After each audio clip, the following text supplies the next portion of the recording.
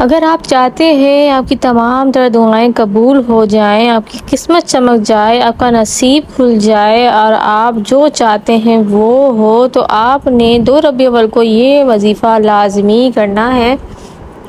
وظیفہ کرنا کچھ یوں ہے کہ آپ نے 2 رکعت نفل ادا کرنے ہیں، جو آپ مغرب کے بعد یا پھر ظہر کے بعد ادا کر سکتے ہیں۔ نفل کچھ اس طرح پڑھنا ہے کہ 2 رکعت نماز نفل پڑھنا ہے اور دونوں رکعات میں الحمدللہ شریف کے بعد آپ نے 3 مرتبہ سورۃ الاخلاص یعنی قل اللہ احد پڑھنی ہے۔ اس کے بعد جب آپ نفل سے فارغ ہو جائیں تو 11 مرتبہ آپ نے درود پاک پڑھنا ہے، جو میں آپ کو بتا رہی ہوں۔